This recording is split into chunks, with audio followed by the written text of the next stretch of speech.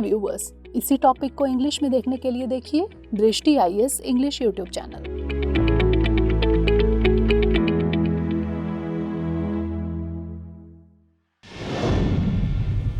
नमस्कार, दृष्टि आईएएस के टू द पॉइंट प्रोग्राम में आपका स्वागत है।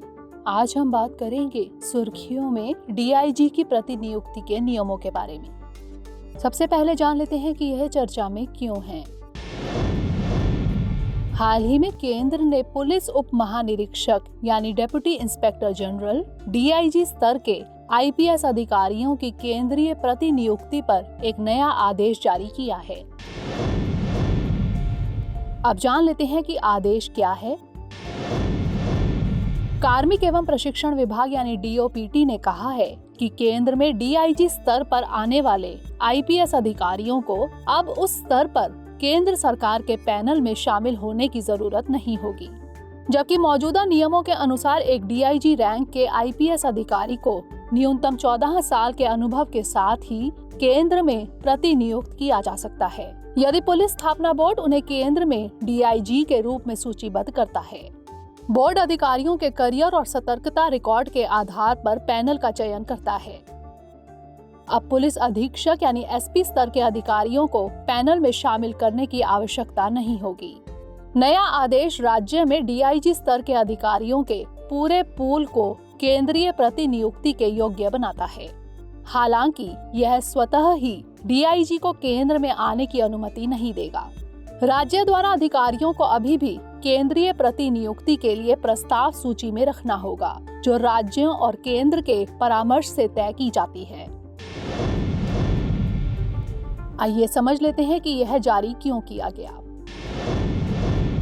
इस कदम का उद्देश्य अधिक रिक्तियों की स्थिति में केंद्रीय प्रतिनियुक्ति के लिए डीआईजी स्तर के आईपीएस अधिकारियों के पूल को बढ़ाना है। केंद्र में डीआईजी स्तर पर आईपीएस अधिकारियों के लिए आरक्षित 252 पदों में से 118 यानी लगभग आधे खाली हैं। आईपीएस अधिकारियों का केंद्रीय पुलिस संगठन यानी सीपीओ और केंद्रीय सशस्त्र पुलिस बल यानी सीएपीएफ में 40% का कोटा होता है। केंद्रीय प्रतिनियुक्ति की प्रक्रिया को आसान बनाने के लिए यह विचार अपनाया गया है, क्योंकि रिकॉर्ड के सत्यापन में लंबा समय लगता है। साथ ही यह केंद्र के लिए उपलब्ध अधिकारियों के पूल के आकार को बढ़ाएगा। अब जान लेते हैं इसका सेवाओं पर प्रभाव। आईपीएस भर्ती में विसंगति ने वर्षों से कैडर प्रबंधन पर प्रतिकूल प्रभाव डाला है। कुछ स्तरों पर स्वीकृत पदों की तुलना में कम अधिकारी हैं। एक तरफ राज्य केंद्र को पर्याप्त डीआईजी या एसपी उपलब्ध नहीं करा रहे हैं, वहीं दूसरी तरफ आईपीएस के कुल कैडर रिजर्व की गणना करने पर केंद्र के पास पर्याप्त पद नहीं है।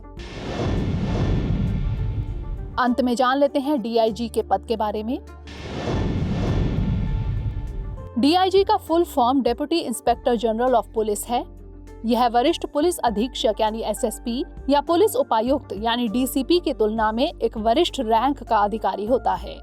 डीआईजी का काम क्षेत्र में पुलिस बल के पर्यवेक्षण और नियंत्रण में पुलिस महानिरीक्षक यानी आईजी को सहायता प्रदान करना है और इन्हें अपने क्षेत्र के पुलिस बल में दक्षता और अनुशासन बनाए रखना होता है। अब नोट कर लेते हैं आज का प्रश्न। निम्नलिखित कथनों पर विचार कीजिए।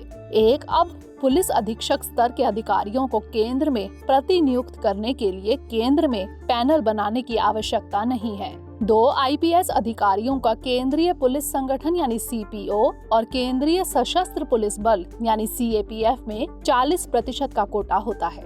उपरोक्त में से कौन सा यहाँ से कथन सही है या फिर है? केवल 1, केवल 2, दोनों 1 और 2 या फिर ना तो 1 और ना ही 2? इसका उत्तर हमें कमेंट सेक्शन में जरूर भेजिएगा। अगले सेशन में किसी नए टॉपिक के साथ मिलेंगे। तब तक के लिए धन्यवाद।